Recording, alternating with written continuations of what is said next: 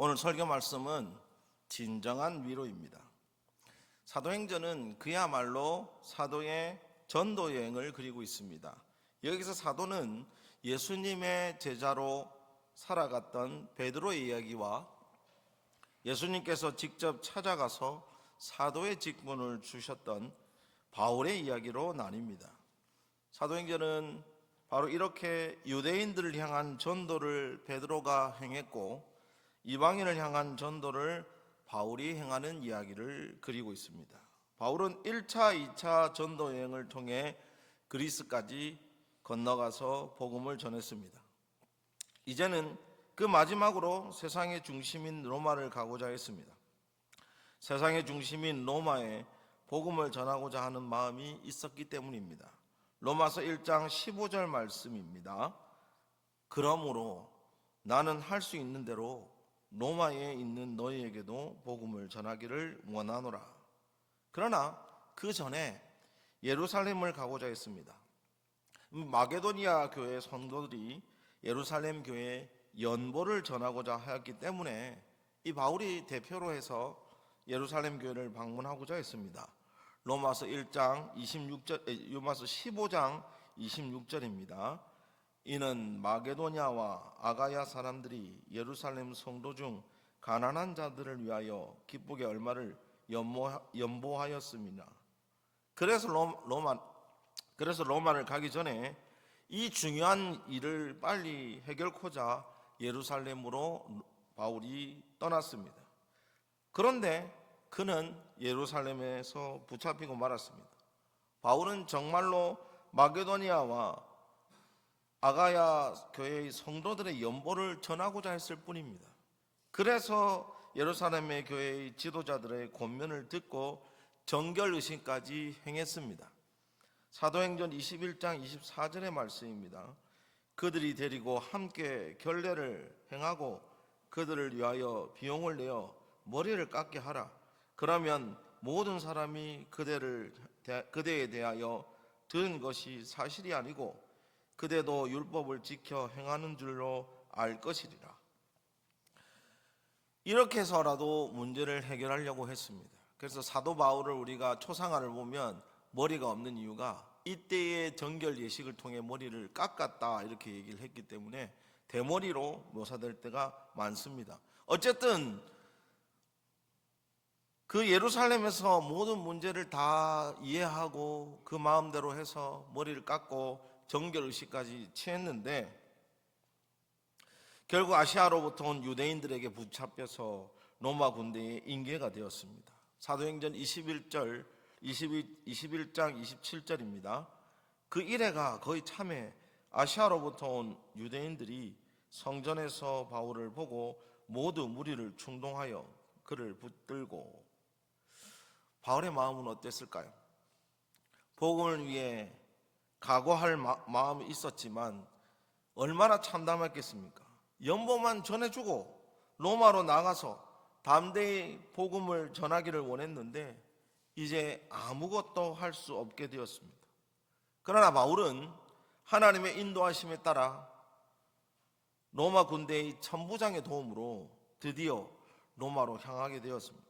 물론 그가 죄수의 신분으로 로마로 가게 되었습니다. 예루살렘을 떠난 배는 시돈을 향해 나아갔습니다. 여기서 한번 사진을 하나 보겠습니다. 우리가 그림을 보고 이해해야 좀 되기 때문에 지금 저기서 보시는 것처럼 가이사라를 통해 시돈을 또 무라를 또 살몬의 미항을 거쳐 이런 식으로 진행이 되었습니다.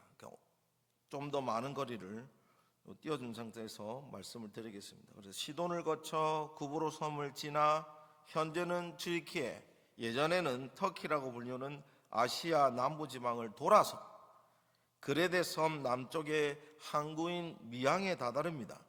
미항이라고 해서 어떤 이름이 있는 게 아니라 아름다운 미자에 항구 항자를 써서 아름다운 항구를 말하고 있는 것입니다.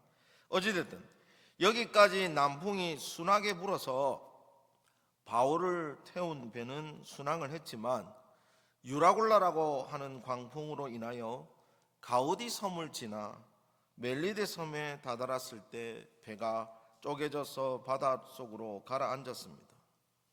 로마로 가려고 로마 재판정에도 굳이 하지도 않아도 되는 로마 황제의 재판을 받고 싶다고 해서 로마로 호송까지 되었는데 그는 다시 한 번 더 좌절하게 되었습니다. 배가 가라앉아 버렸고 자신은 멜리데 섬에 갇히게 되었습니다. 바울은 순수하게 연보만 전하고 로마에 가려고 했지만 예루살렘에서 유대인들에게 잡혀버렸습니다. 참담한 마음에도 로마로 가려고 하는 하나의 마음으로 하지도 않아도 되는 행동까지 하면서 그는 로마로 가는 배를 타게 되었습니다. 그러나 그 배마저 완전히 쪼개져 바닷속으로 사라졌습니다. 이 답답한 심정을 어찌합니까? 바울은 과연 복음을 전할 수 있기는 합니까? 물론 우리는 바울이 로마로 갔다는 것을 알고 있기에 담담히 이 상황을 보고 있지만 이때의 바울은 참담하고 낙담되어 잠을 이루지 못했을 것입니다. 하나님께서 복음을 전하는 일을 순조롭게 행하셔서 로마에 복음을 전파하기를 우리 모두는 바라지만 바울의 이야기는 전혀 그러지 못함을 우리는 발견하게 됩니다.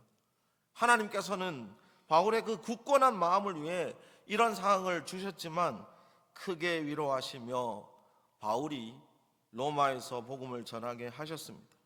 아무것도 할 수 없는 암담한 상황 속에서도 하나님께서는 이렇게 위로하며 바울을 든든히 세우십니다. 그래서 세상의 중심인 로마에 가서도 담대히 복음을 전할 수 있었습니다. 우리도 그리스도인으로 세상 속에서 살아갑니다. 그리스도인은 세상 속에서 빛과 소금의 역할을 다해야 합니다. 그래야 그리스도의 향기를 맡은 자들이 교회로 나와 하나님의 구원을 얻을 수 있습니다. 그러나 때로는 고난과 고통 속에서 살아갈 때가 있습니다. 오늘 바울처럼 전혀 나쁜 의도가 아닌데도 그리스도인이라는 이유로 박해당할 때가 있습니다. 그래서 우리에게는 하나님의 진정한 위로가 필요합니다. 세상 누구도 할 수 없는 진정한 위로를 받고 세상의 공격으로 상처받았던 마음이 다시 일어서기를 축복합니다. 오늘 본문에서 이 멜리데 섬 이야기는 그리 길게 나오지 않습니다. 오늘 본문 11절입니다. 한번 같이 읽겠습니다. 석 달 후에 우리가 그 섬에서 겨울을 난 알렉산드리아 배를 타고 떠나니 그 배의 머리 장식은 디오스구로라. 아멘. 멜리데 섬에서 원주민의 호의를 받고 보블리오 총독의 아버지를 치유하는 이야기를 끝으로 더 이상 멜리데 섬에 대한 이야기는 어떤 이야기도 나오지 않습니다. 10절입니다. 후한예로 우리를 대접하고 떠날 때 우리 쓸 것을 배에 실었더라. 그리고 석 달이 지나고 다시 바울은 알렉산드리아 배를 타고 떠납니다. 알렉산드리아는 출발지입니다. 멜리데 섬은 경유지입니다. 도착지가 어디로 가는지는 알 수 없지만 바울의 여정에 따라 수라구사라고 그쪽으로 수라구사로 갑니다. 이 수라구사는 이탈리아 반도에 딸려 있는 큰 섬으로 멜리데 섬에서 한 4시간 정도 걸립니다. 여기까지 가는데 그렇게 많은 시간이 걸리지 않지만 문제는 이 겨울의 계절풍은 동풍이라고 해서 다시스, 즉 스페인으로 가는 바람밖에 없습니다. 심지어 이 동풍은 산산하게 부는 그런 바람이 아니라 유라굴라라고 해서 광풍이 다른 말로 치면 태풍급으로 붑니다. 이때가 겨울철이니 더더욱 춥고 바람은 강하게 불어서 항해하는데 용이치 않습니다. 가우디 섬에서 멜리데 섬까지 항해할 때가 총 14일 걸렸습니다. 배가 깨질 정도로 동풍은 강력했습니다. 하나님께서는 동풍이 끝나고 남풍이 부는 봄까지 바울의 일행을 멈추게 하셨습니다. 그래서 석 달 동안 멜리데 섬에 체류하게 되었습니다. 하나님의 섭리가 아니고서는 수라고사까지 가려다가 배가 다시 침몰할 가능성이 있기에 떠나지 못하는 상황이 되었던 것입니다. 그래서 바울과 그 일행은 강제로 쉼을 가졌습니다.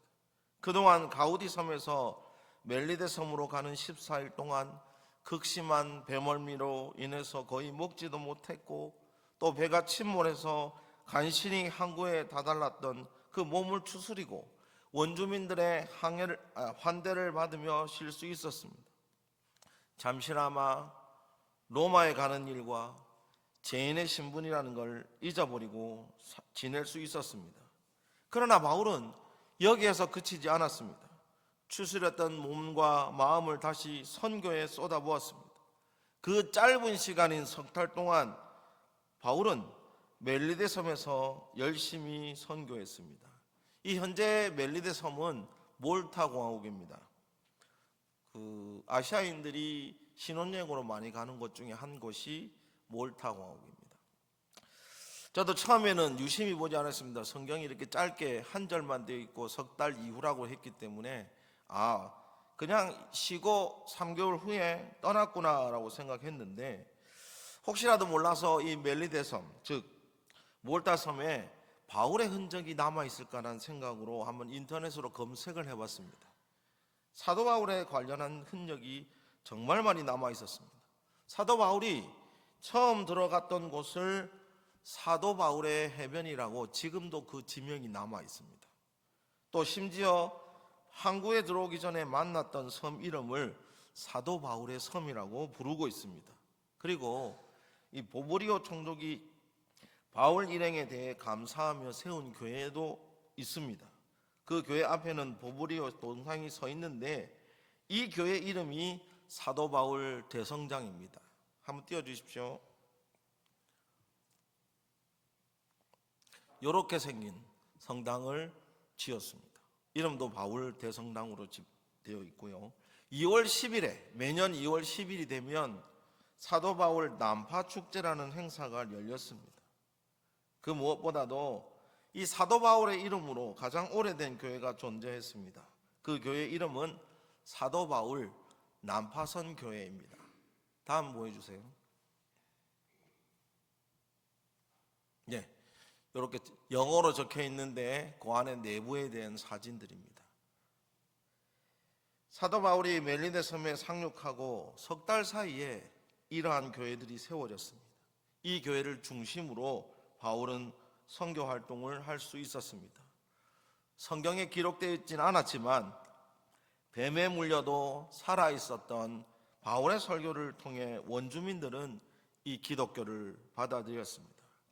예루살렘 교회에서 범죄로 잡히고 로마로 호송된 중에 배가 침몰하여 희망을 잃어갔지만 하나님께서는 석 달 동안의 쉼을 통해 영적으로 육적으로 힘을 주어서 그 기간 동안 이렇게 교회를 세워 선교를 할 수 있었습니다. 하나님의 섭리가 있었기에 바울은 모든 것을 이겨내고 하나님께 받은 사명을 멜리데 섬에서 실행할 수 있었습니다. 만약이라도 하나님의 섭리가 아니었다면 태풍 같은 그 동풍을 타고 이탈리아 반도가 아니라 다시스, 지금의 스페인까지 흘러가 버렸다면 하나님께서 지시하신 로마의 선교는 한참 뒤에서나 실행될 수 있었을 겁니다. 배마저 침몰하여 겨우 목숨만 건졌기에 그는 멜리데 섬에서 기다릴 수밖에 없었습니다. 그래서 하나님의 섭리로 동풍에서 남풍으로 바뀌는, 겨울에서 봄으로 넘어가는 그 시기에 바울은 멜리데 섬을 떠날 수 있었습니다. 하나님께서 자연 만물을 다스리시는 분이시기에 바울을 하나님의 섭리대로 이끄셨습니다. 그런데 사도행전을 기술한 누가는 그 석 달의 시간을 기술하지 않고 배머리 장식을 주목했습니다. 우리가 말씀에 읽었던 디오스구로라는 말입니다. 이 디오스구로는 그리스도 신화에 나오는, 사진 띄워주세요, 제우스 신과 달의 신인 레다사에 태어난 쌍둥이 신인 카스트로와 볼록스의 형상을 하고 있습니다. 즉 이 배는 디오스구로가 지켜준다는 의미에서 선원들이 배의 머리 장식으로 사용하고 있었습니다. 그러나 그 신을 보호하는 배는 유라굴라라고 하는 동풍으로 산산조각 났습니다. 그리고 또다시 그런 뱃머리 장식이 놓여져 있는 배를 타고 있습니다. 오직 하나님만이 멜리데 섬에 다다르게 해주셨고 원주민의 환대를 받았고 석 달 동안 위로를 받을 수 있었습니다. 누가는 석 달 동안의 위로보다는 뱃머리 장식으로 선언을 지켜준다는 것 자체가 말이 안 됨을 알려주려고 했습니다. 모든 것은 하나님의 섭리대로 하나님께서 권능으로 자연을 다스리심을 알려주려고 했던 것입니다. 그것과 동시에 바울이 당한 고난 속에서도 하나님의 위로를 받고 영적으로 육적으로 치유되어 멜리데 섬에서 선교 활동을 할 수 있었습니다. 그것으로 현재의 몰타 섬에 하나님을 믿는 성도가 있을 수 있게 되었습니다. 하나님의 섭리로 바울의 참담하고 힘들었던 시간을 석 달 동안 위로하시며 몸과 마음을 채워주셨습니다. 그러면서 어쩌면 다시는 올 수도 없을 멜리데 섬에 복음을 전파하는 기회가 만들어졌습니다. 우리의 삶 속에서 하나님의 섭리로 운행하십니다. 때로는 세상의 공격에 무너지고 세상의 유혹에 넘어지며 주님을 멀리할 때가 있습니다. 그러나 하나님께서는 섭리대로 고쳐주시고 위로하시며 다시 그리스도인으로 살게 하는 힘을 주십니다. 그래서 바울이 힘든 상황이었지만 멜리데 섬의 복음 전파로 현재와 같은 열매를 맺었습니다. 오직 하나님의 섭리에 따라가시기 바랍니다. 그래서 섭리대로 보여지는 은혜로 넘어진 우리를 세워주시고 다시 나가도록 힘을 주십니다. 히브리서 11장 8절의 말씀을 우리 함께 읽어보겠습니다. 믿음으로 아브라함은 부르심을 받았을 때에 순종하여 장래의 유업으로 받을 땅에 나아갈새 갈 바를 알지 못하고 나아갔으며. 아멘. 아브라함도 갈 바를 모르고 나아갔지만 하나님의 섭리대로 하나님의 구원 계획이 실행되었던 것처럼 바울도 예루살렘의 연보를 전하고 로마로 가려고 했으나 오히려 예루살렘에 잡혀서 이러지도 저러지도 못하는 상황이었습니다. 그러나 하나님께서 바울에게 지혜를 주셔서 로마로 호송되어 재판을 받게 하셨습니다. 그 상황 속에서 멜리데 섬에서 진정한 위로를 받으며 쉼을 얻고 선교를 할 수 있었던 시간이 만들어졌습니다. 하나님의 섭리는 바로 여기에 있습니다.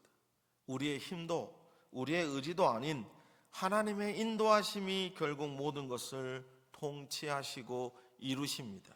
우리가 할 수 있는 것은 구원에 감사하며 복음을 어느 순간이나 전하기 위해 노력해야 합니다. 복음을 전파하려는 자가 먼저 가져야 할 것이 이 복음을 잘 알아야 합니다.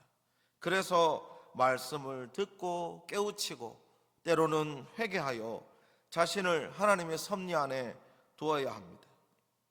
하나님께서는 그런 자를 바울처럼 쓰심을 기억하시며 오늘도 하나님의 섭리 안에서 위로받고 일어서는 저와 여러분이 되시기를 주 예수 그리스도의 이름으로 축복합니다. 그 한 절에서 우리는 하나님께서 어떤 섭리로 그 바울을 이끌었는지를 살펴보실 때 우리 역시도 우리의 일생 가운데 하나님께서 어떻게 역사하실지를 바라보시며 섭리대로 살아가며 또한 이런 우리의 간증을 다음 세대에도 전하는 저와 여러분이 되시기를 주 예수 그리스도의 이름으로 축복합니다. 우리 다 함께 찬송하겠습니다. 406